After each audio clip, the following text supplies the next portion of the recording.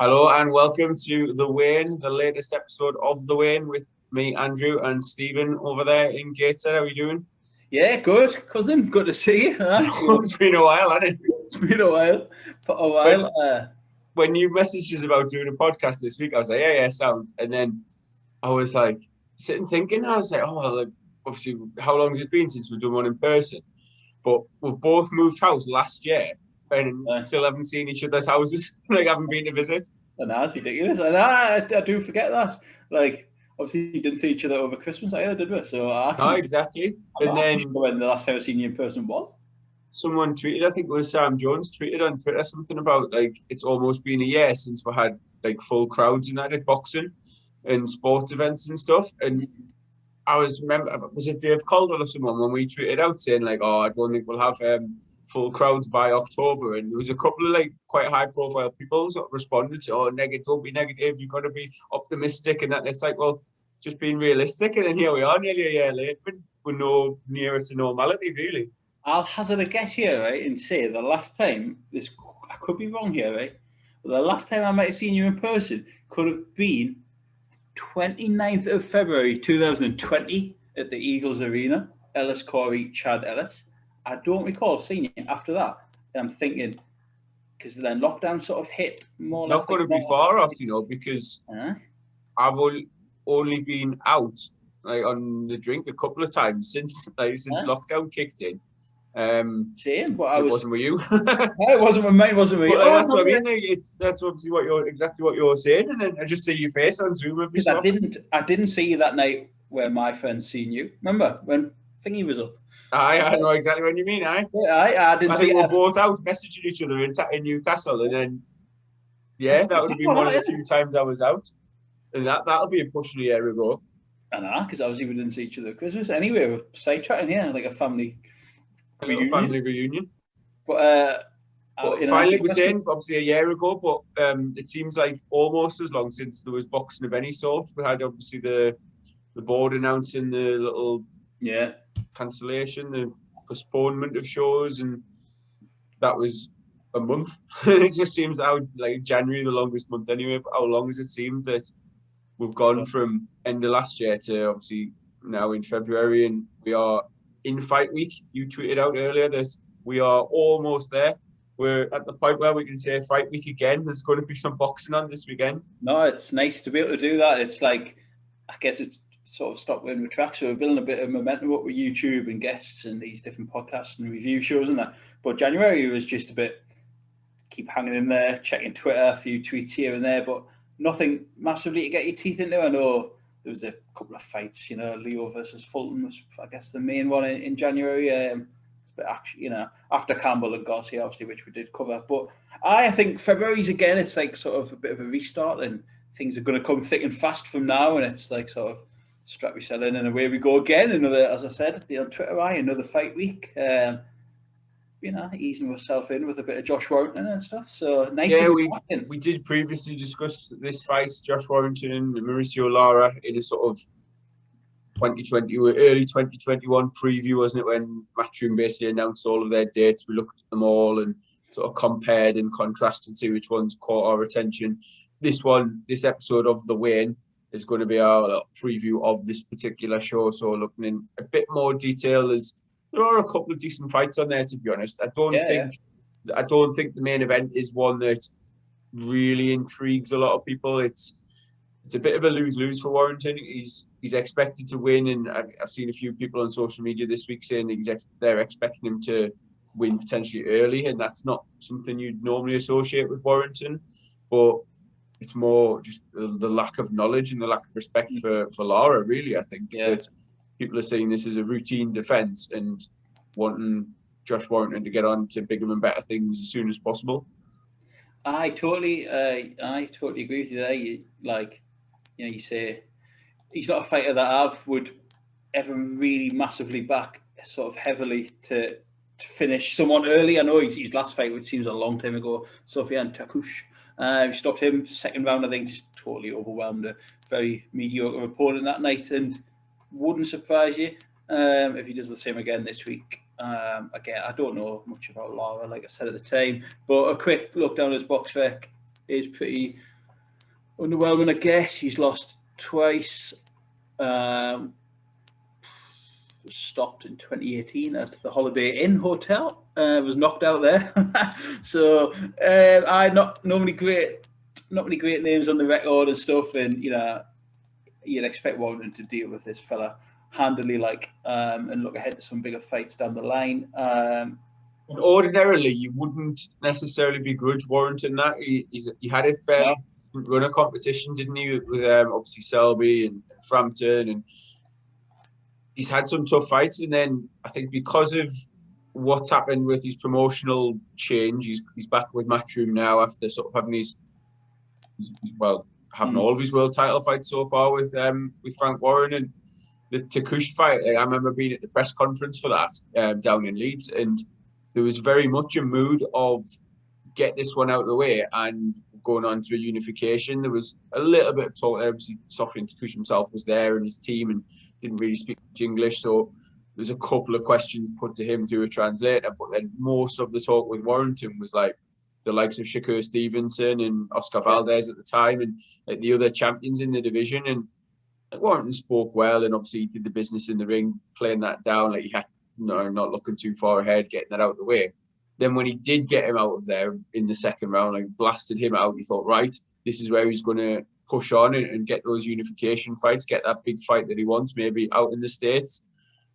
Obviously didn't happen with Frank. He moved across to Matchroom. You think, right, they've got Matchroom USA. They've got platform to put him on there and get him that big fight. And again, COVID's kicked in, but ultimately, whatever the reason, it hasn't happened. And as philosophical as he can be, that's got to be frustrating. And there's got to be an element of like with Warrington and his whole team of like, right, we haven't really progressed within like a year, 18 months. I think you're right, and especially the extra scrutiny is like you mentioned there, going back to Matchroom. It's like that now, they're leaving themselves open for criticism now because, you see all on Twitter now, big move back to Matchroom went well, and, like griefing this opponent, and rightly so, I guess, you know what I mean? Like, especially when you look that Galahad, Frampton, Selby, 1, 2, 3, going downwards, like, cannot argue with that 3 that Frank delivered whatsoever. That's it. There's a stadium fight in there as well. Like, Frampton was basically a fight of the year, and Galahad didn't really deliver on the night, but there's no questions or qualms about the opponent. So, Frank delivered from there. So it's a pretty tepid start, I would say, to life at Matchroom. Well, again, at Matchroom for him. Obviously, the Zhu Khan or Kanju thing just didn't materialise, which would have, that would have been a good benchmark, good fight. I guess, I do this a lot, and there is certain fighters, like you mentioned, that you give a bit of leeway to when they do take on these fights because you think it's then going to lead to bigger and better things. I'm not saying he's in the Canelo bracket at all here, but Canelo is the obvious example. Do you know what I mean? You'll forgive the Yildirim one coming off the back of Cam Smith if he then goes and fights Billy Joe Saunders and Caleb Plant. Do you know what I mean? It cleans out the division. So this has to now be, and it's imperative that this is now for Josh Warrington, like a stepping stone. And it's an interesting comparison there. Yeah.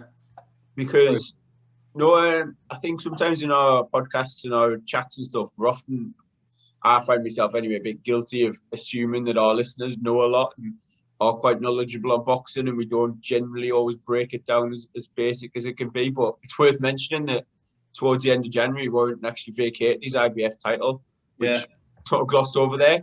And almost, again, not saying that he's at that superstar level where he's bigger than belts, but it's almost good to see, like, it might not be a unification up next then, but he can get this fight out of the way, and then he can look at fighting one of the champions without any sort of IBF mandatory restrictions that might be put on him. So, well, it's nice as fans to see the unifications and getting the belts sort of, as I say, unified and the champions lumped in together. If, for example, is it Galahad and Jazza Dickens fighting for the vacant IBF at some point? Yeah. Like, whoever wins that, brilliant for them that they could then be world champion. But Warrington, in many people's eyes, will still be seen as a legit world champion or a world level operator if he goes and fights like Kanzu or somebody else of that ilk.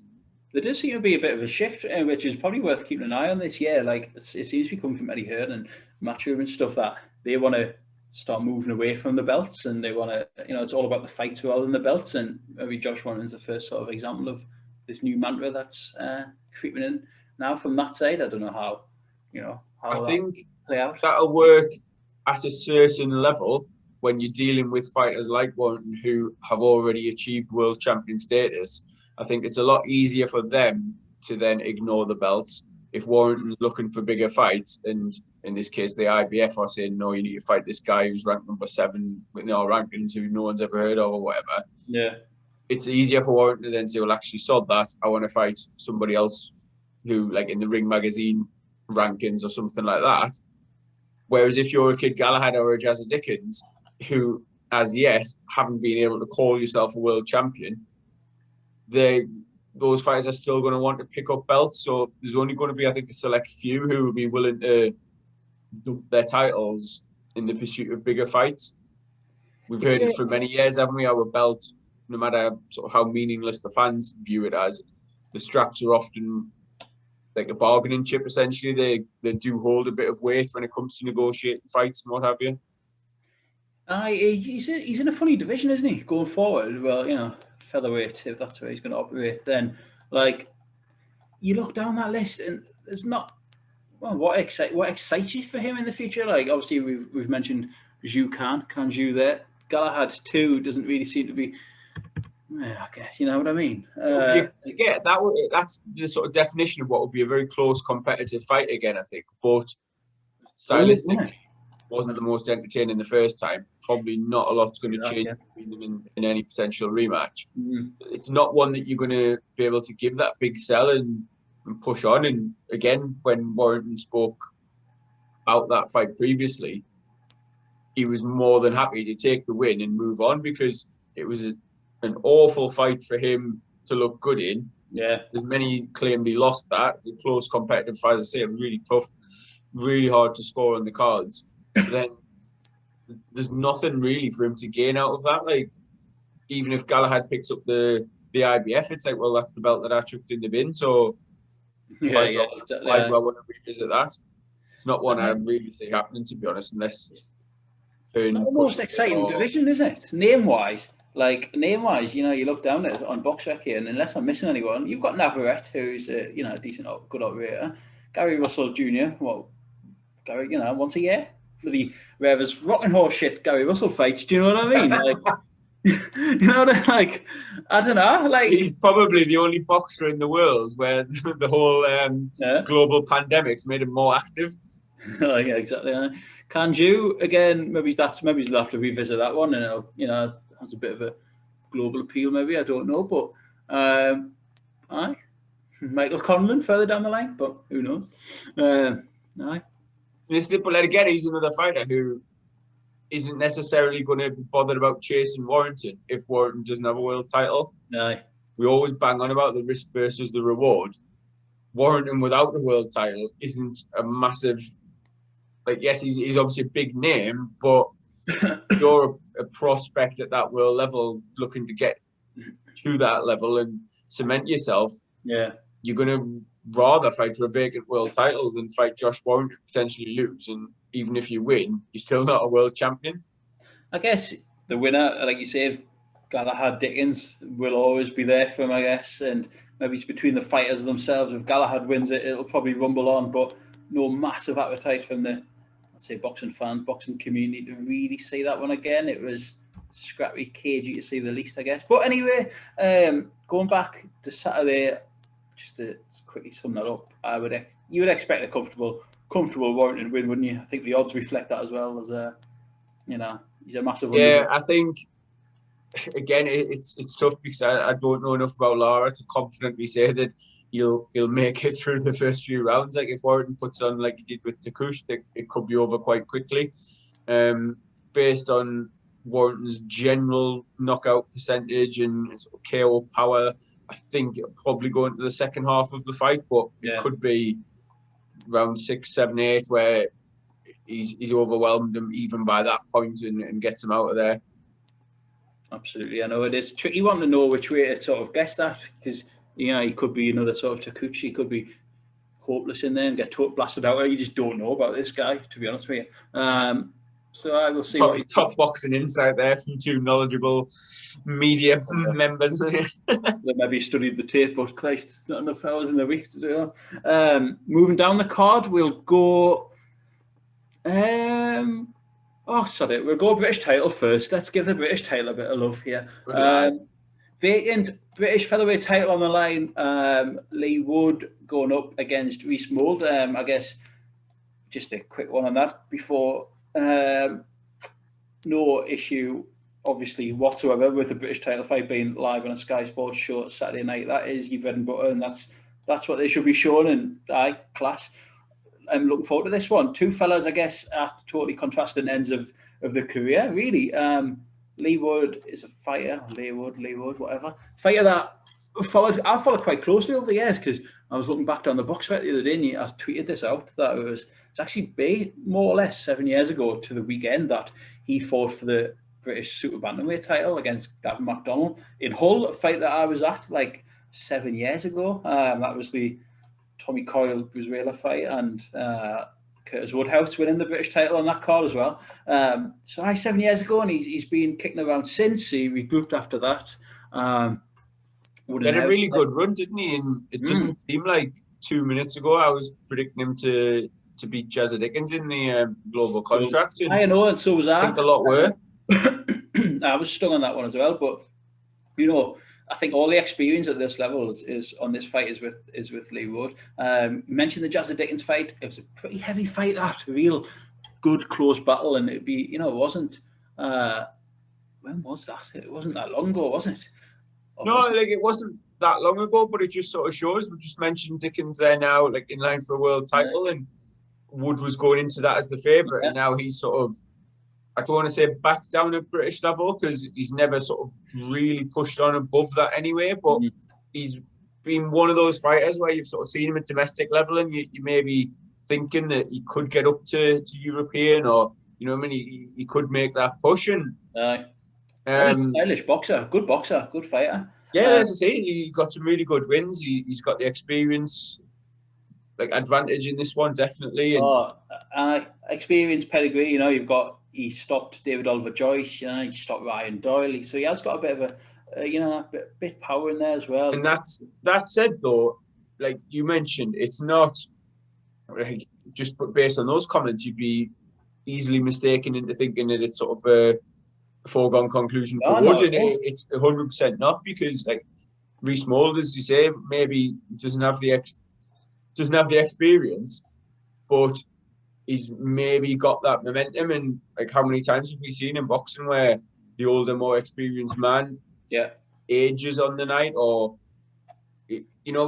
can't quite pull the trigger in the same way, or is just beaten by the better, fresher man on the night. And that's one of the most intriguing things in boxing and the way matchmaking works. Like when you see a fight like this, there's the different trajectories and how will it go, basically. In British title fight, and I think this is a proper, like, Lee Wood's got his heart set on it. Basically, this is the one belt he wants, and I'm sure those Gavin McDonnell memories still live on from 7 years ago. And I think this is his last chance saloon. And whereas Reece Mould's the other end, he's coming up the way. He's got the English title on his record, so he has got experience of a title fight. So he's had one fight since then, since he beat Sean Davis. And he's coming in as the fresh man, 13 fights, unbeaten, 6 KOs on the record there. I haven't seen much of him. I've openly admitted that on Twitter this week. I can't remember him being on the telly at any point, really. The Sean Davis win for the English featherweight title is by far the best win on his record. Other than that, it's fighters, that we've probably seen up and down the country many times. That's what I mean. Like he's got the wins. He's undefeated, but relatively unproven. And this will be a step up, but it'll be one that him and his team will be very confident of making. It's not a monumental step up where you see certain fighters and you know that almost they're overmatched and they're going in and they've got a very slim chance. I think this has got really really good potential to be a very competitive fight. And that one, to be honest, I've got a massive, or I'm not really strong in my conviction picking either man. I think I would favour Wood just because of the fact I've seen more of him, and I do think at that level he's always impressed us. I mentioned the Ryan Doyle wins, the Davey Oliver Joyce wins there, and I just like they did impress us, and he wasn't outclassed by any means by Jazza Dickens.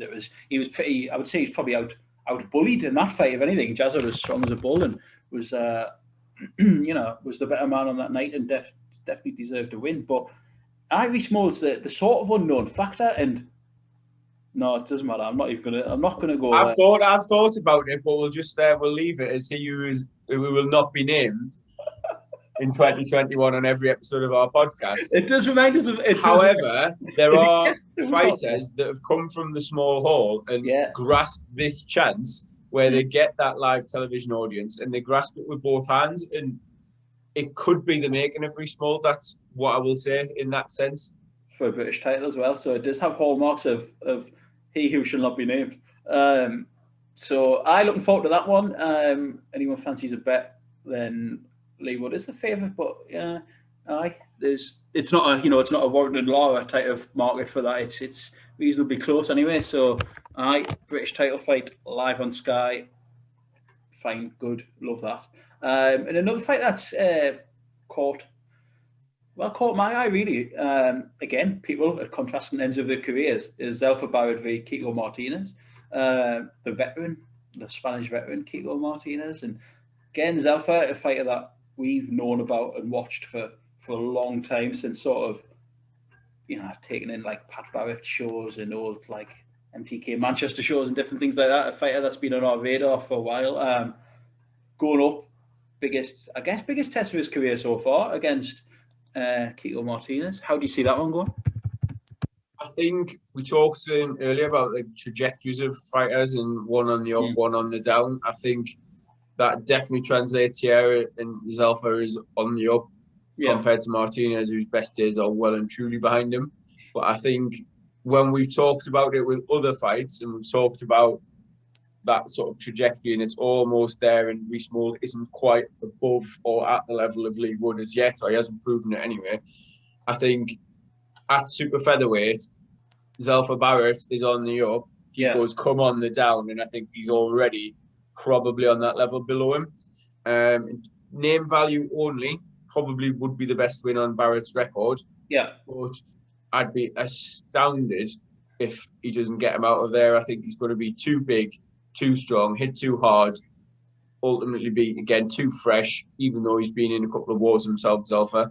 Yeah. And I can't see, like, you're talking Martinez, who's like a super bantamweight at his prime, and that's arguably over 10 years ago. Like, he'll come in great shape, he'll be in good nick, like he always is, but we've seen in previous fights, like obviously the wars with, like the fights with Frampton, and Quigg did a number on him. And how long ago were those fights? Like, again, you're talking nearly 10 years, if not, like, you know what I mean?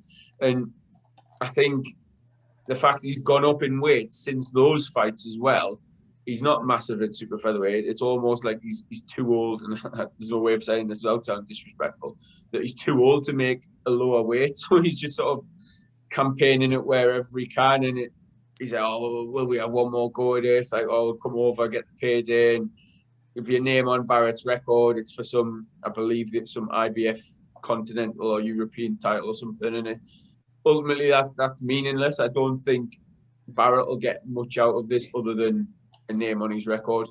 Yeah, we talk about a lot on here, don't we, about clever matchmaking and names on record and selecting people at the right time. And now I mention that, I can't think of a recent example, but we do talk about it a lot. And like you say, he's almost that gatekeeper type of name now that you probably will need on his record going forward.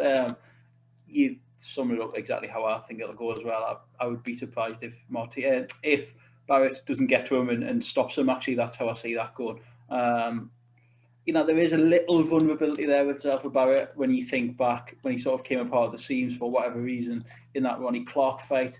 But to his credit, he has bounced back well from that, to be honest with you. Last time out against Eric Donovan, he was possibly, I think it was one of the fight camp fights. I think he was potentially losing that at the time, but he did have the physical size over Donovan, the strength, and you just could see that it was coming. And it could play out similar to that he's going to be the bigger man in there against Martinez. And I do think he'll stop him, and I do think he'll win well and continue that trajectory, like you say. That's how I see that one going. For those who are only listening to this, I've just been sat nodding along the whole way you've been talking, and it was that fight, the Donovan fight, that I had Barrett losing at the time of the stoppage, that bizarrely convinced me that he would win this one because of the sheer power and the ferocity of the shot, or the shots that got the knockout and got the stoppage. I think against the 2021 vintage of Kiko Martinez, it'll just be too much. You won't have to land a lot. You'll only have to land, I think, 1 or 2 shots really clean to cause some serious damage, and then follow up essentially and get it waved off. And Donovan showed he was sort of fit, he was smart, he was quick, he was sharp, he was everything he really wants to pose problems to Barrett. But Barrett kept his composure, and you can say he was looking for that one big shot. He was maybe a bit guilty of that, but when he put a couple of little 1, 2, maybe 3 punch combinations together and set his big shots up a little bit more, the ending came. And as I say, it was almost, even though he was losing the rounds, it was almost inevitable that he was going to clip him and get him at some point. Absolutely. That is exactly how I saw that one playing out, and how I see this one playing out. I really do. And I think it's decent enough odds. Sorry for always bringing a betting angle into this, but obviously with round for pound and that, you just like to see how these fights will go and how to predict them. And I do think I can see Zaffa stopping on me. I really can, unless Martinez rolls back the years here. And I think he'll be game. I think he'll try Martinez. I think Kiko will come out, and his style is normally that sort of hands up, look to come forward, look to physically bully and push. And he may look at these sorts of performances we've talked about and think, Zaffa's there for it. He's there for the taking. There's a chance he can put the pressure on him and make him wilt. But I don't think physically he'll have what it takes to do that. I think Barrett will maybe have learned from his previous fights and those performances, and just sort of make those adjustments. And as I say, you'll get to some point around about the halfway stage, maybe in the second half of the fight. Yeah, just looking down the box fight of Martinez, as you expect at this stage of his career, is a bit all over the shop. Obviously, was knocked out by Gary Russell back in 2019. Before that, took him 2 attempts to win the European featherweight title against the Spaniard Marc Vidal. And, as you mentioned, the losses that we all know about, the Josh Warringtons, the Quiggs, the Framptons. Here's a teaser for you. I might have asked you this before. Who did Martinez fight the fight before Frampton? It was in Belfast, so I'm guessing there's some sort of showcase. And he won. Martinez won the fight. Right, the only other... this is... It's random. It's random as hell. I guess it would have been about super bantamweight in terms of the weight. Are we talking a British fighter? Yeah, we are. Rendell Munro. No, it was Dougie Curran. Remember him from Newcastle? I do indeed. As soon as you mentioned the name there, I was thinking, he's got featherweight, whatever. The fight on the weight shows and that. It was Dougie Curran in Belfast. How bizarre. Martinez won at 59.55. So there's a teaser. There you go. Showcase, as you say. Right, where was I? So I think we're both in agreement with that one for a change that we think be a... Yeah, we are actually. We've picked pretty much the same on all 3 of those. I mean, there are other fights on the card, but I dare say we'll have similar predictions for all of them. There, the sort of more your filler of prospect against opponent, aren't there? Pretty much so. Ibrahim Nadeem is up against Johnny Phillips. Again, Johnny Phillips in the away corner on a matchroom show there. Dalton Smith, very talented. Dalton Smith's back in action as well against Ishmael Ellis, who has an 11-3 record. So, I'm sure they'll be on down the bill. Out of that lower sort of undercard portion, I'd say Dalton Smith was probably one to watch. I think he's got 5 out of 6 stoppages out of his wins so far, and his opponent's got a winning record. Generally, that lends itself to a bit more of an entertaining one. His opponent might come and have a go, but that hopefully for the viewer will lead to a bit more action, a few more openings, and potentially a knockout there.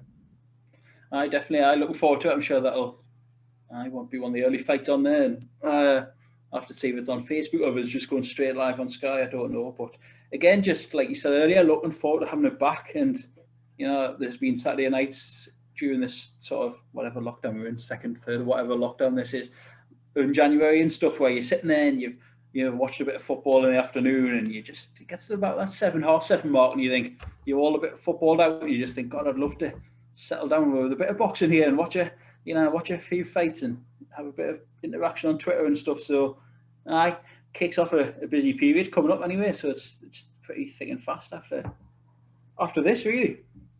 Yeah, it is indeed, and like as you say, this is the sort of the launch pad for it. We've discussed at length the dates that have been confirmed. Obviously, there's been a few more since we did that recording, and it's just nice to have it all back and actually talk about the boxing rather than everything that goes along with it and around it, and the politics and like what you're talking about, potential fights being made and negotiations and all the rest of it. That it sort of seems to fill the airtime and fill that dead time in between the shows. Yeah. And boxing is quite sporadic anyway with show announcements. It's not like we just talked about before we were recording. It's not like football where you've got almost something on every night at the moment. It's even at its best of times, you're looking at maybe 1 or 2 shows a week that you're sort of going to plan your evenings or your viewing around, and just seems at the moment that we're nicely poised. I think everyone's had that break, and for better for worse for the sport, everyone's looking forward to it coming back and just sinking our teeth into what's actually going on in the ring. Absolutely, and I think it's consecutive weeks again after this point, which will, from our point of view, gives me a bit of focus and something to get with teeth into, like you're saying. Potentially bring back round for pound soon as well, and get that ongoing and a bit of banter. Yeah, definitely. So obviously we've discussed that again between ourselves. We've had a few meetings and WhatsApp groups, WhatsApp messages. Essentially, we've thought we'll leave it for now. We've got a few bits and bobs to be doing behind the scenes, get it all up and running, but we're looking to get it ready and basically good to go. Looking at the Josh Kelly and David Avanesian fight, that'll be sort of the first point, and maybe depending on how many fights we can sort of put together for that one, we might look at the spreading it out over a couple of weekends to get it back up and running. Try and get a few more people entered. If not, there's always the 27th, which is cracking as well, the Fountain night and the Canelo night, and it's non-stop, like just scrolling down here. And obviously, I think you see a lot of rumours and stuff on Twitter that Frank Warren's got a lot of dates penciled in, ready to announce as well. So it's going to be thick and fast again by the sounds of it. But no, looking forward to it. We've got a couple of competitions on the go as well over on Round for Pound Twitter. If anyone doesn't yet follow us over there and wants to, I'll just seamlessly try and find out. Yeah, so while he's looking at that, I'll just mention, obviously, we've got the main BBB Twitter @BritBoxing blog for anyone who doesn't follow us, but I don't know how people would have found this if they don't follow us on there or on Facebook. But we've also got a separate one @Round for Pound BBB, which is basically so we don't clog up our main timeline with loads of Round for Pound predictions and interaction there. So 2 different accounts, but make sure you follow us on both of them. Yeah, exactly that. I saw a couple of competitions there, and more to come as well, more giveaways, more prizes and stuff. So keep your eyes peeled. Right, what to get into next? You mentioned I wonder. You mentioned, well, we could go straight into that one, or we could skirt around it a little bit longer and go into it in a minute. You mentioned there about fight announcements and stuff, and it's about this time where fights are getting agreed for a bit later in the year. One that's caught my eye, which does seem to be pretty much official this week, is Demetrius Andrade, Liam Williams. It was tweeted by all different parties there, the Matchroom side, the DAZN side, Frank Warren, MTK, and it does seem to be going ahead in April, maybe, a fight that's long been mooted, and Liam Williams has been crying out for some sort of big chance at middleweight. So that one caught my eye this week, and I was thinking that's good that people are coming together to make that one from the different sides of it, cross promotional perhaps, with a Being totally honest, it's one I didn't think would happen. Same. Even though it's to do with the WBO and the sort of mandatory position and all the rest of it, it just seemed to me like there were too many options available for Andrade to not have to take that fight, whether he moved up the super middleweight or, you know, if there's talk with him and Saunders, and I know Saunders is now fighting or like in line to fight Canelo, like there was a lot of other options seemingly available for him, whether they were better fights than the Williams fight or tougher fights. That's up for debate. I don't think there are many tougher fights out there from the Liam Williams, but yeah, like fair play if they've all sat down or they've negotiated or whatever, they've gone through the emails and it's made sense for both parties. Brilliant, because it's that chance for Liam Williams, like we just said there, to really sort of stake his claim at that world level and get a legit top level opponent, whether you like Andrade, whether you rate him, whether you find him entertaining or not, like all of those things are irrelevant. He's a very, very capable boxer.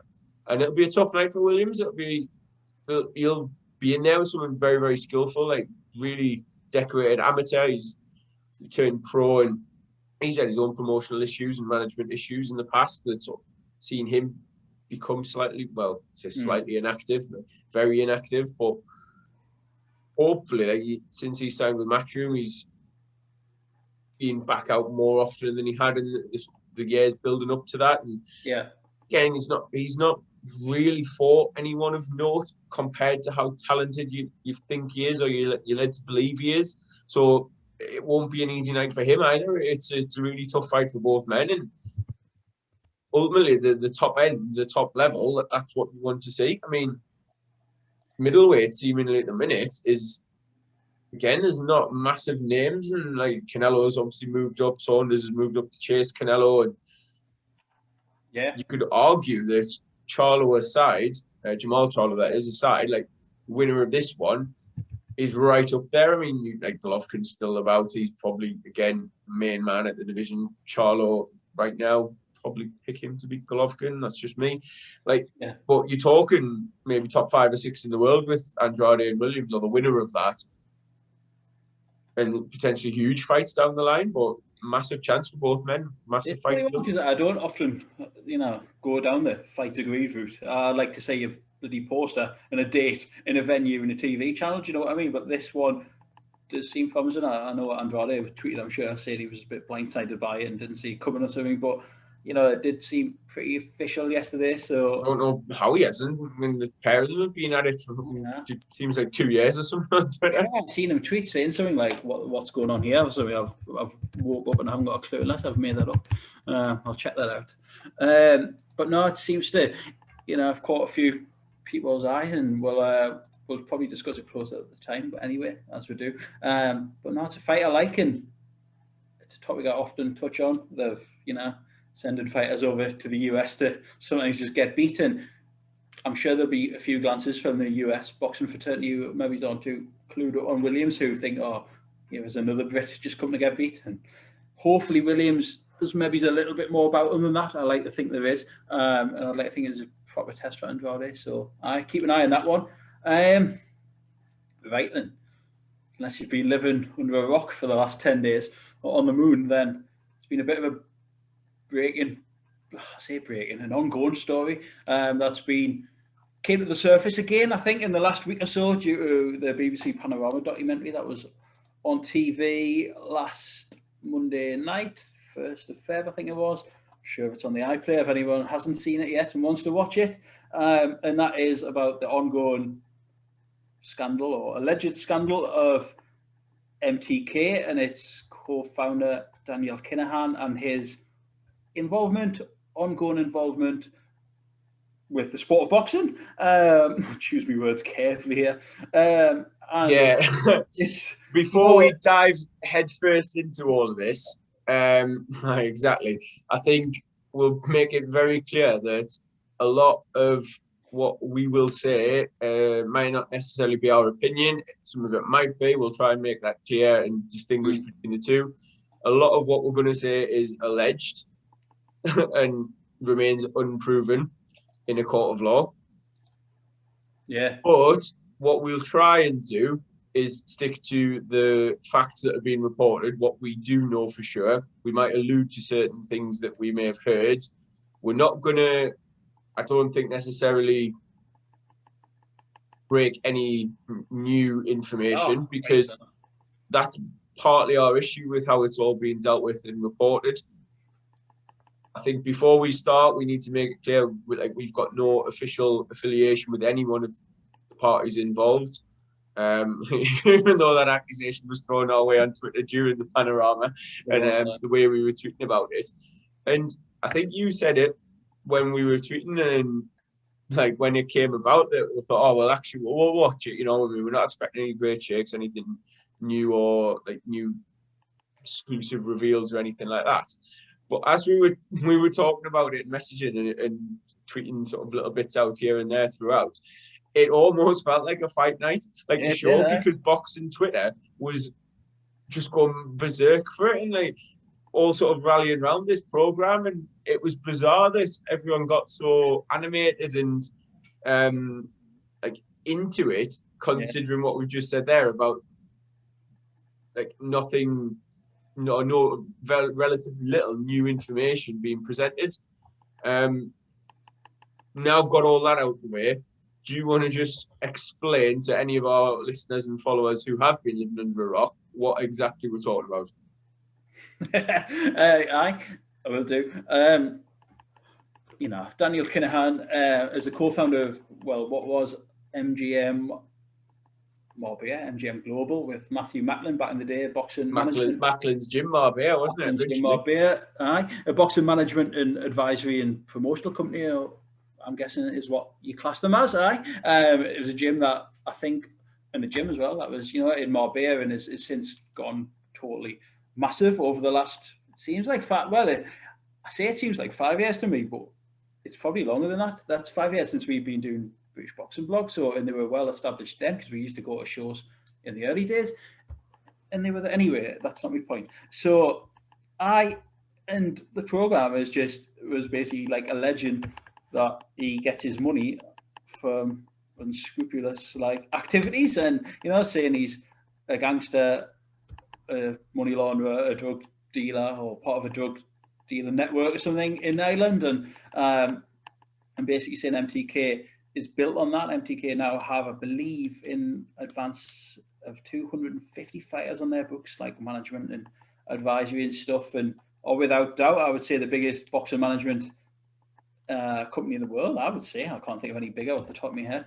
And it was alleging that, and it's we have been around boxing and around this game for a long time, and it was a story that I would think we were quite well versed in. Obviously, I still don't think I gained anything new from the documentary. Obviously, since then, depending on what side you sit on, and there's been conjecture from both sides. The Kinahan side's gone into a bit of a PR overdrive in the campaign, with MTK fighters coming out and speaking about what a good man he is, and how he, we have to say at this point, he is an innocent man. Like you say, nothing at this point has been proven against him. We believe that he now resides in Dubai, and is still involved in boxing. He released that statement to TalkSport. If you want to hear that or read that, you can head over to TalkSport's Twitter and website, and that's there.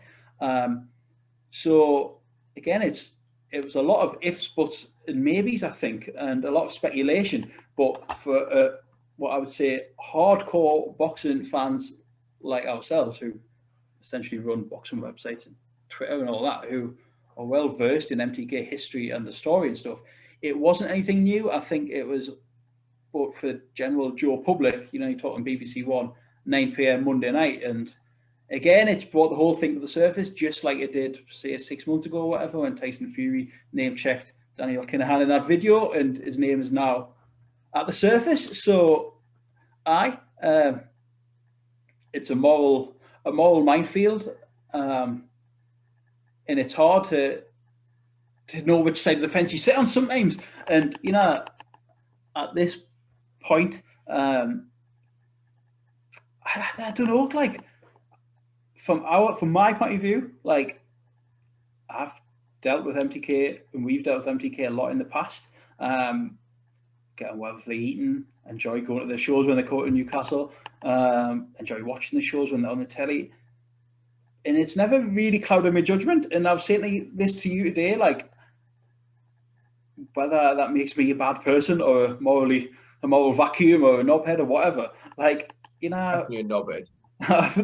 I've interviewed the fighters. I've interviewed Michael Conlon recently, like one of their bigger names, and not once have I ever had a moral check of myself and got my moral compass out and thinking, should I or should I not be doing this for the information that is alleged and reported, and you know that what people think of them, and I think, I don't know whether this is me sitting on the fence or something. I don't know, but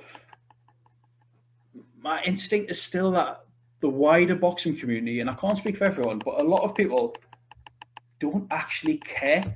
I think there's a lot of false outrage out there about it, and I think that's why I was getting me back up a bit on during the documentary, because and we got accused of being MTK apologists and, oh, are you taking money and all that, and I was thinking, Christ, I wish. You know, like yeah, and to be honest, during the documentary, I think because you're watching it, like when you're throughout fights and stuff, you're watching it and you're trying to sort of get your opinions, or you're trying to make little witty remarks here and there about different bits. And we were both doing it at the same time, and I think we both ended up sort of doing it from a similar viewpoint, and it maybe did come across as a bit strong and a bit like pro MTK or a defense of Daniel Kinahan, and that's not up to us. Like, that's not our job. That wasn't our intention behind the tweets. We were basically coming at it from that viewpoint of people, and I hate saying this about ourselves, I don't ever think like we're within boxing, but from that viewpoint and that opinion within the sport, everyone sort of is aware of how MTK was founded, and there's been a little bit of confusion about that over the years, in that there's been times where it's been sort of alleged that Daniel Kinahan is still involved in MTK. That's been disputed by the company, by the organisation. His shares were sold. He'd been bought out of the company. There's a new CEO in Sandra Vaughan. She'd taken over completely.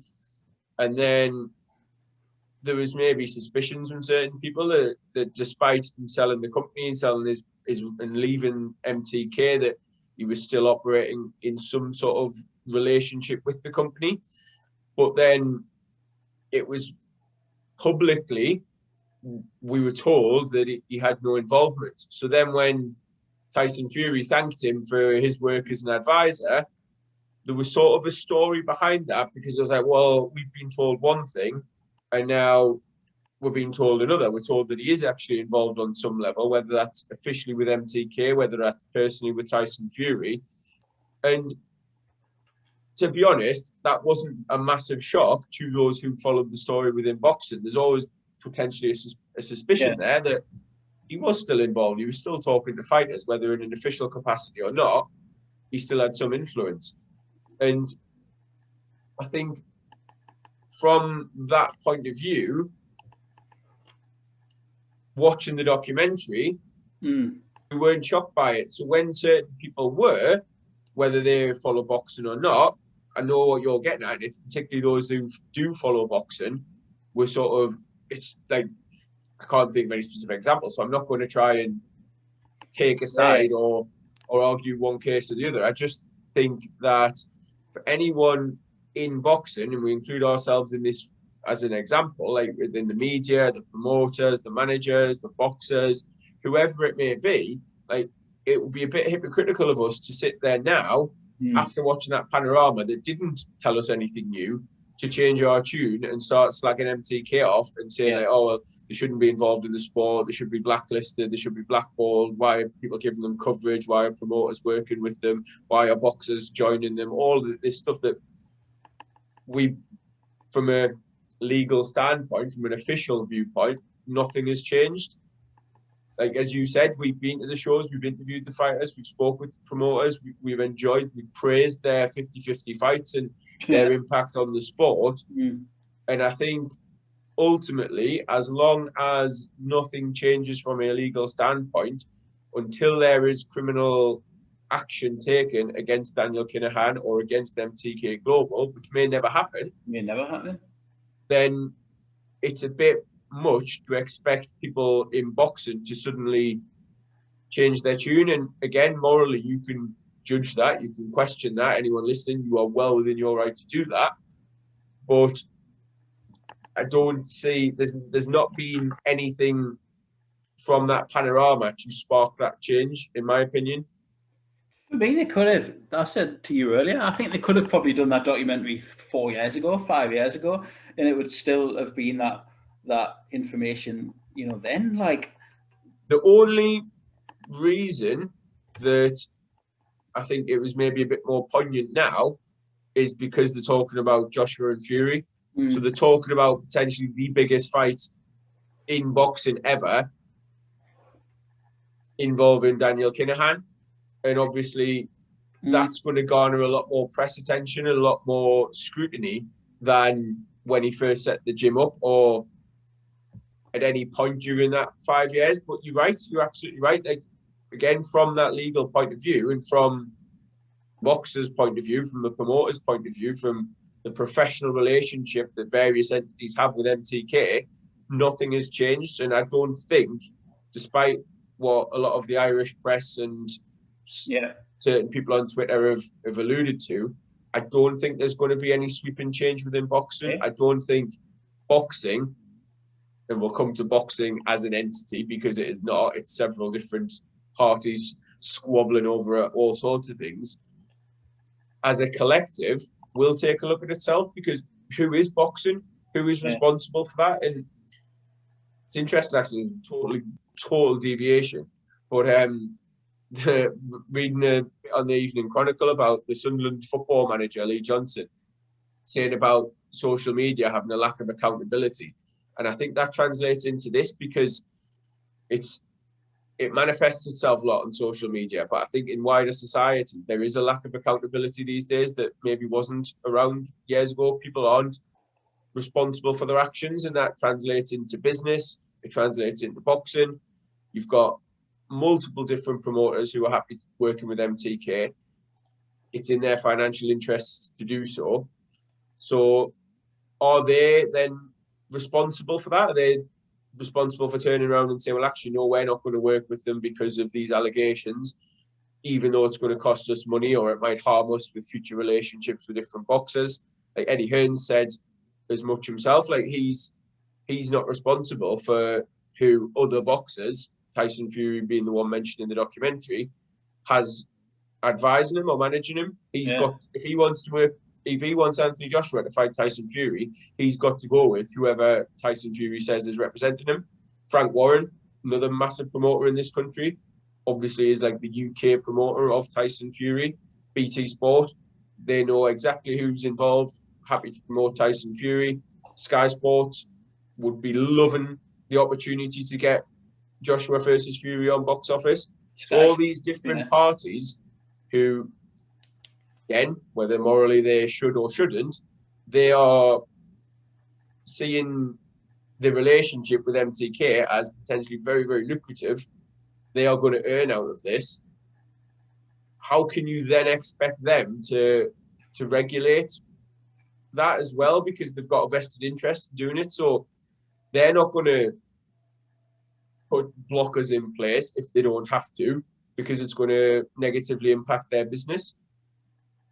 That's it. You're totally right. And I think if on that Tuesday morning after the documentary, there was a statement come out from Sky Sports and Matchroom and another one from BT, and Frank saying, right, from this point onwards until he clears his name or whatever, we will not be using MTK fighters on our shows, and we will blah, blah, blah. Then everyone, people's jaws would have hit the floor and be like, whoa, this is like serious sort of shit going on here. And this is like, this means business, and like they are blackballed. They are like, let's ignore them. Let's, whatever. But well as well as me, and I think this is where, I guess gets my back up a little. And I'm not saying, when I say 99% of boxing, like, don't give a shit. What I mean by that is, and I know there are journalists out there who are fighting this fight, and boxing ones at that as well, but I do include a lot of boxing in it, because unless, you live under a rock in boxing, it's such a small community. Most of us know like each other and a lot of these things, and you know that he was, probably still involved at MTK at some level, and he's still there in the background, and which he's then came out as much as and has said, 12 world title fights he said he's been involved in and counting. So you know, that's not going to happen. You know, look at where MTK are now. Like, is there a sense that this documentary is too little too late? As in the fact we've literally, you know, Tyson Fury, the biggest well-known MTK fighter, most well-known MTK fighter, champion, heavyweight One of the champion of the most world. well-known fighters in the world. What a journey he's been on. We've literally let Fury scale the mountain of the division. You know, WWF, books coming out, documentaries on ITV. WWE, I don't want to get sued by them either. Yeah, like, you know, who do you think was the mastermind potentially behind all that? You know, he's got a management company there, like, and an advisory company. Like, who are they? MTK. Like, where was the outrage then? Like, I don't know. Do you know what I mean? There is a select outrage on Twitter, and there's a few accounts that constantly blow up. But I'm saying, unless Daniel Kinahan's name gets mentioned again, if he disappeared again tomorrow and this PR campaign stopped, he's forgotten about again in 6 months' time. We're still here interviewing the fighters. Other much more high-profile media, boxing media companies are still doing it. Do you know what I mean? Newspapers still want a bit of Tyson Fury. Sky, you know, I've looked down Boxrec, the upcoming schedule, the next 5 to 6 weeks in this country. There's obviously MTK have got 2 of their own shows, but there's MTK fighters on BT, ESPN, DAZN, Sky. They're everywhere and they're massive. And you just think, like, have we left it all a bit? Is this not all a bit too late now in the day? I don't know. I'd just be very surprised if this whole, what some people are calling a house of cards, comes crashing down anytime soon, because I just can't see it. No, I don't envisage that happening at all, to be honest. I think one of the main differences with various points in the past is the statement released by via TalkSport on Monday, where Daniel Kinahan has explained sort of in a bit more detail, a bit more publicly, his role in boxing in the past, and that he's worked with the sport and worked in the sport, and, you know, like you said, they're being responsible and worked with record-breaking world title fights.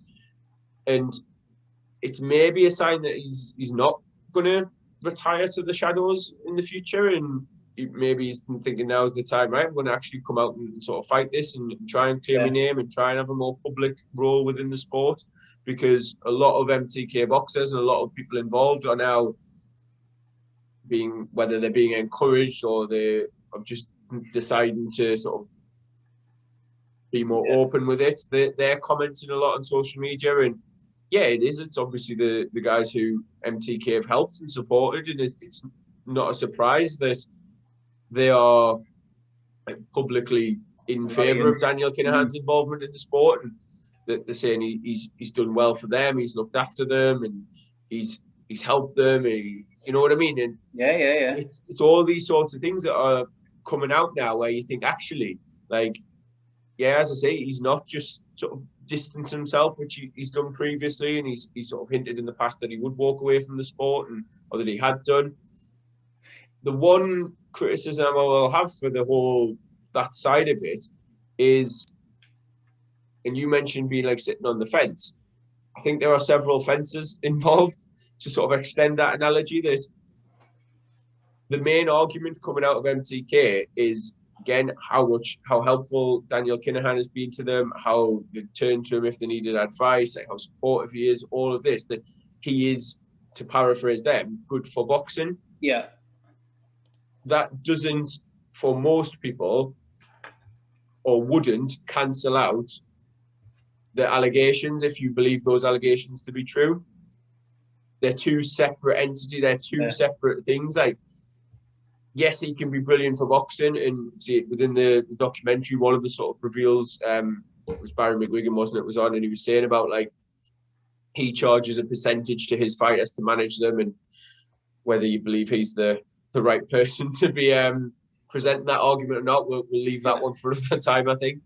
But if you're a manager in boxing, and again, we talked about this, like, if I was to set up a company from scratch, and my only source of income was going to be, or my main source of income was going to be through my boxing management company, I would have to charge the fighters for that service.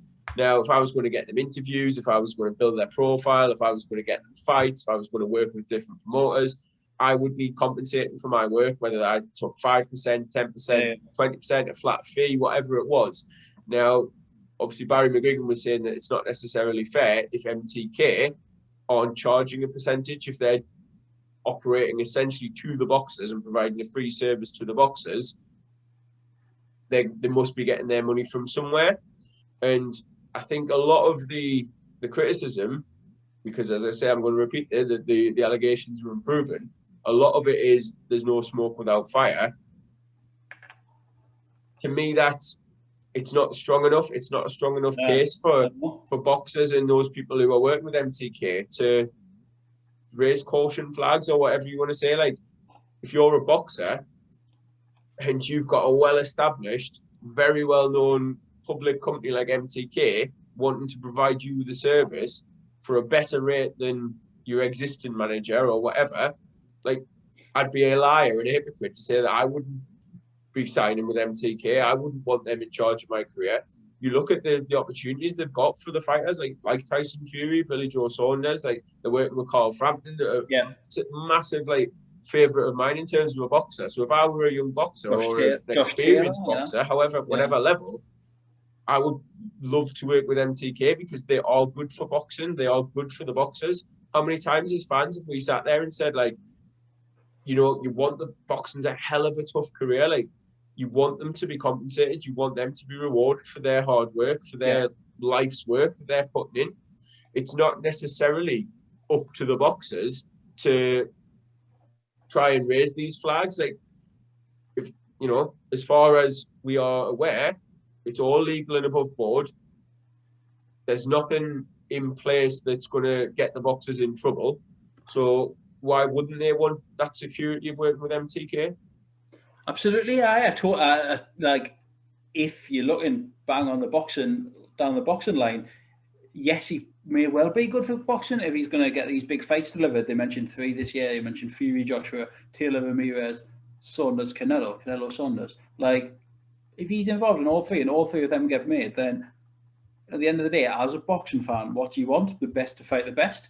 So if they get over the line, to coin a phrase from Alan Pardew, you know, then great. Then, like, that's amazing for boxing, and that, like, no one's doubting that. And that is a bit like, you know, at MTK we sing. How many podcasts have we done? We basically sing the virtues of MTK on every podcast when we look ahead. Oh, this niche that they've entered to within the British boxing market of these small hall slashed arena shows with at least 1 or 2 50-50 fights on. Absolute breath of fresh air. Live on IFL, stream it, great. British title fight, whatever, Commonwealth title fight, English title fight. They deliver the show, like, they are good for boxing, and that's not really in doubt. And, you know, just to sort of flip that around and look at it from the opposite side there. If you were a small hall promoter again, like, and your whole model is reliant on ticket sales and getting your biggest ticket seller in there with not necessarily a difficult opponent, build them up with loads of soft touches. How do you then compete with MTK, who have the resources to put on like a 50-50 and, you know what I mean, not necessarily rely on the ticket sales and stuff? Like, I'm not sure if you do at this point. You only have to look at where we're from, the Northeast, to look at MTK, like Newcastle shows, and, you know, you get further down the card and it's full of our local lads who would normally be on either a Wraith show or a Jaffa show fighting at Lancastrian Street or wherever. I can't really remember life before COVID now, but they did seem to dry up a bit up here. Jaffa was still doing his thing at Lancastrian, but they obviously work closely together. Definitely. I think they must work closely together. That's what I'm saying. Like, we've seen, like, you know, so it's a good point. Like, but, and you can see, you know, whether this whole PR campaign this week leaves you a bit cold, and it has for me the last couple of days, I won't lie. Which is there when I feel a bit of a hypocrite, because I do defend MTK mostly. Like, not defend, but I do see, like, this big shitstorm isn't actually happening, and, you know, most boxing folk can, like, they just get on with it. And I think, and it seems like it's the MTK fighters and this PR campaign that they seem to be doubling down on at the minute that's keeping it relevant. And I just think, honestly, with the benefit of hindsight now, personally don't think the Panorama documentary was this massive, big expose that blow the lid off boxing type of thing that we all thought it would be. I finished watching it and I was like, it was a bit of a damn squib. Do you know what I mean? Like, yeah, I thought there was going to be one massive reveal at the end where this is what he's done or this is what he's doing, and it was like, all right, I knew that anyway. And I just think, like, you know, that if the boxers are well looked after for them, you can buy them. You can see that defence mechanism that gets you back up. We haven't received a penny from MTK and under no obligation to speak for them. No, and again, like, we are just passionate about it. We're giving our opinion on it, but I do, like, we always pride ourselves on having a sort of balanced view on the sport, as difficult as that is at times.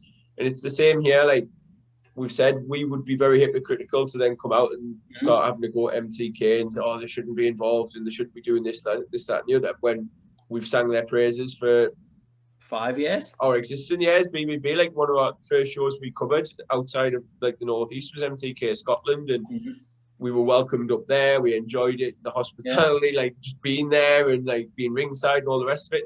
We covered them all up and down the country, and as you say, we've interviewed the fighters. We spoke with them a lot, and I think boxing does often skew your morality and you look at your outlook on things, because those not involved will possibly have looked at Panorama and not been aware of any of that. And to them, it's shocking that someone who's accused of these things should be involved in the sport or could even be involved in the sport. Like you look at a football club, and football club very close to both of our hearts. I'll just swim up there, got St. James's Park in the background. Like the potential Saudi Arabian takeover of Newcastle United was a massive moral dilemma, hurdle, something, whatever, for many fans, like because of their human rights records, because of various things, against all sorts of people of different religions, persuasions, the lot, like, and some people genuinely weren't comfortable with that being linked to Newcastle United. And for us, like Stephen said earlier, whether you judge us as people based on our opinion of that, it was quite easy for us to separate all of that side of things from the football and from Newcastle and what that would mean for our club. And I think it's the same with boxing, and there's a whole other debate about sport washing and everything like that going on, because Fury, when he did the WWE, that was out in Saudi. When Joshua fought Ruiz, that was in Saudi, and there was, again, very little outcry on that. A few people on social media, but the Joshua Ruiz rematch did massive numbers on pay-per-view. So by and large, boxing fans can separate the sport from external factors, things going on outside of the sport. I dare say boxing is so morally skewed that people within the sport would be more pissed off and outraged that someone got popped for PEDs, that someone was caught cheating, that someone like loading boxing gloves and all the rest of it, all these other controversies, like you say, like everyone whinges when there's a shit, dodgy scorecard, and a few weeks later, it's forgotten about. There's something else going on, and that's not to trivialize any of this and to try and like use whataboutery and say, oh, well, if this is happening, then it doesn't matter about this. But that's the reality of the sport. It's so fragmented. There are so many issues that those in charge, and I mean that in the sense of those sort of more public, top-level figures like your promoters, whether you're talking about Hearn, Warren, you're talking about Bob Arum, who's worked closely with MTK, obviously a top rank, Al Heyman, like all these different entities, British Border Control, whatever, they'll all quite happily wash their hands of it at the highest level. And then I don't know why it's then like people are expected that something's going to change. That's it, and I just, I agree. I don't think anything will change at this point. I think Danny Flexen on his video this week on Seconds Out put it probably a lot better than I could. That, I think there may well be like Irish journalists and national journalists like looking into, unboxing now, who haven't really been here throughout the full thing and don't, I'm sure that there is Irish crime writers that I think probably profile Kinahan every week. But there was a few tweets that I noticed this week that it's almost as if they're making, how do I word it without sounding insensitive? Because it is a big thing. I just mean maybe they make it a bit more sensationalized than it actually really is. Like from our point of view, from a boxing point of view, that I'm like, I'm sorry, I don't want to sound patronizing, but you don't want to, like, sorry to disappoint you, but this may not be this great fucking cyclone, hurricane, earthquake of boxing that you're thinking boxing will turn on its head forever and will never be the same again. And it's actually like, it is the same again. It's the same as it ever was. Liam Williams Andrade is just a perfect example of it this week. Like, that the wheels just keep turning and people keep working together. That's, you know, that's an MTK fighter with a fighting on Eddie Hearn's American show, who's also, the fighter's also linked with Frank Warren, and it'll be on DAZN. There's basically, you know, there's almost every major network there tied in. Not almost everyone, but you know what I mean? That's no, but like, in terms of boxing, that's as many as you can probably realistically expect to have in a fight, in different bodies working together. MTK all over the sport now, and they're massive, and you know, they're bigger than ever. And I just, like, without sounding condescending or anything, I don't think it's going to be this. It might rumble on, and to be honest, from my point of view, it seems that it's MTK that, and their fighters and this campaign that's going on at the minute. Speaking out for Kinahan, that have kept it going on. Whether, you know, I'm not a PR expert, but for me, the silence would have died 2 days after Panorama. For me, if they left it just like it always does. As I always say to you in here, boxing's such a short-term sport. There's the cycle. There's always something pops up, isn't it? Something to distract from what's gone on before. Fight weeks come, fight weeks go. Like, do you know what I mean? Like, we're not sitting here still banging on about bloody Ritz and Vasquez scorecards. Still a disgrace. I'm surprised you're not, to be fair. Yeah, it's in the great scorecard. It's in the back of people's minds. You know what I mean? And like, this boxing moves fast, and yes, it's yesterday's news again. Do you know what I mean? Like, and I think, like, again, I think we've mentioned this and tried to sort of wrap it up and not just ramble on, but like, innocent until proven guilty is regardless whether you believe that or not, it's a very convenient outlet for a lot of people. I think if those specific journalists and members of the Irish press and what have you, like, if they continue digging and continue digging and continue digging, and then did find something that then led to a conviction, and then they turn around and say, well, we've been banging on about this, and I don't mean that in a negative sense. I mean, we've been like persistent with this for years now. We've been telling you that this is the case and this is what's happened, blah, blah, blah. And then they're proven to be correct. Boxing might then take a look at itself and think, oh shit, actually, we've got a bit of egg on our face here. Now we need to distance ourselves from all of this. And that might then have the ramifications that they're talking about. But because nothing was really unveiled, nothing new was presented, it's a bit much to expect boxing. And again, I'm using boxing as a collective. What I mean by that is it's a bit difficult to expect all of the individual promoters, all of the individual media companies, like the professional outlets, all of the broadcasters, all of the likes of us that attend the shows, all of the fans who we haven't even really discussed yet. But like I said to you, massive general sweeping statement, a lot of boxing fans, I dare say, if you were to ask them on the street, wouldn't be asked in the slightest. Like you said, don't give a shit. And I can't put that any more eloquently, because you look at the background of a lot of boxers, they come from rough working class boxers where they're exposed to all sorts of things that your average middle class person on the street, or even average working class person on the street, wouldn't have seen and wouldn't be like accustomed to. So I dare say it's a lot easier for all of these different people in boxing to turn a blind eye to whatever may or may not be going on and not necessarily question it as much as investigative journalists or people directly impacted would be.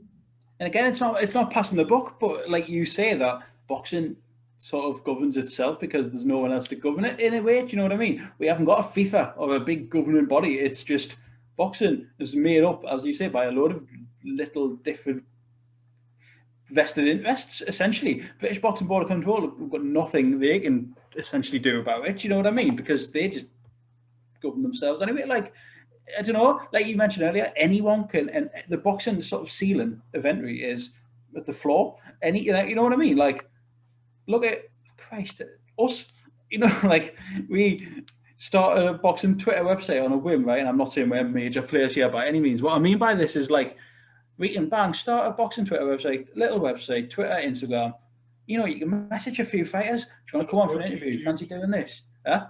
Facebook and YouTube as well. Got everything. Aye, got the lot. One-stop shop.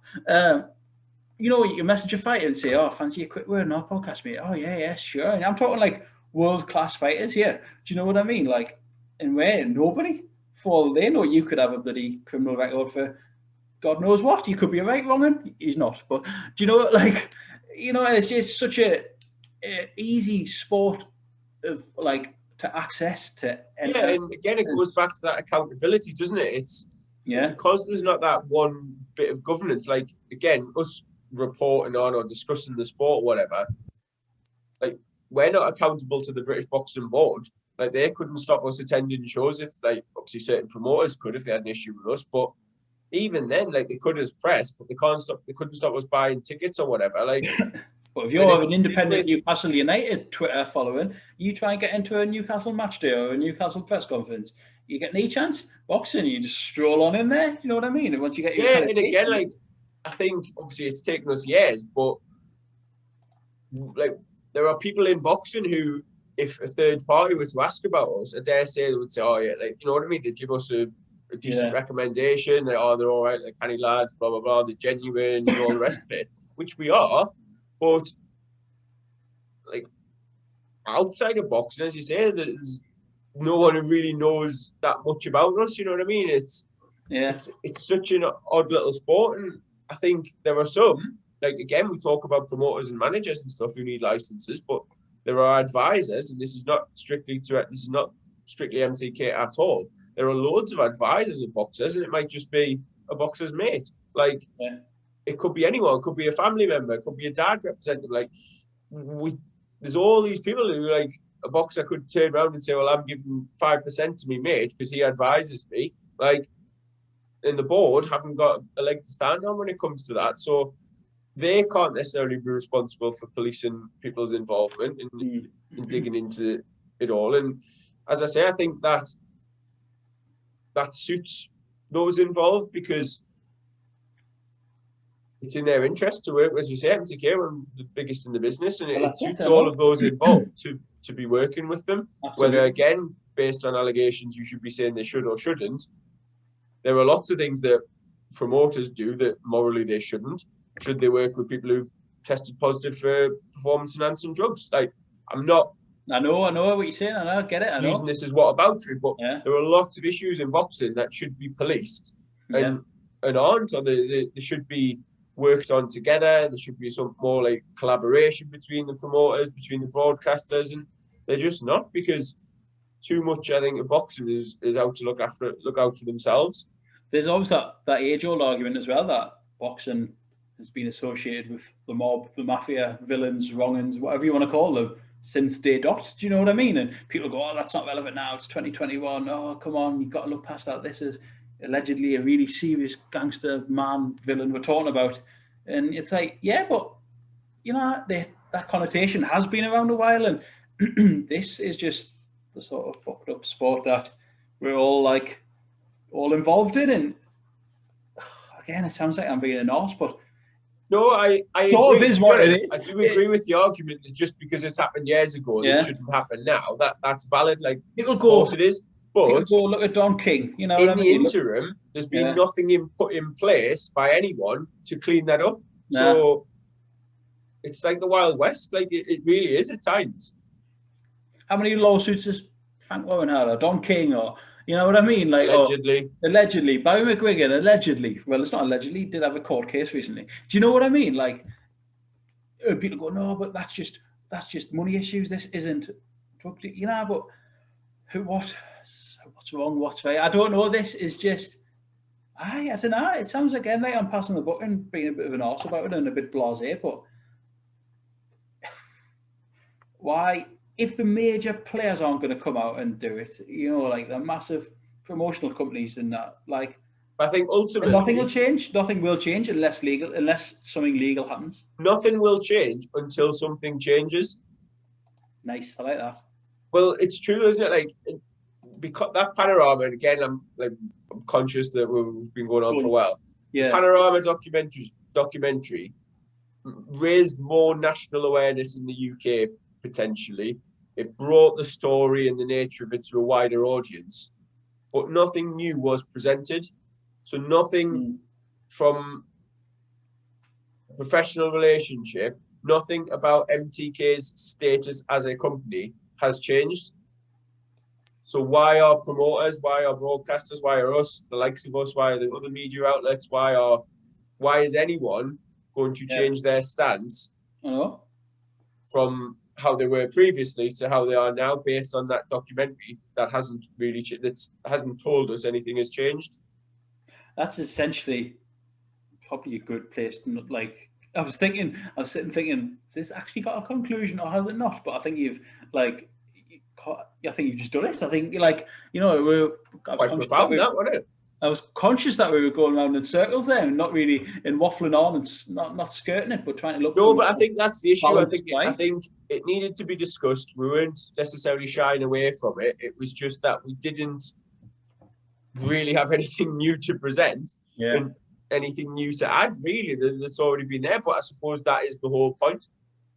That's it.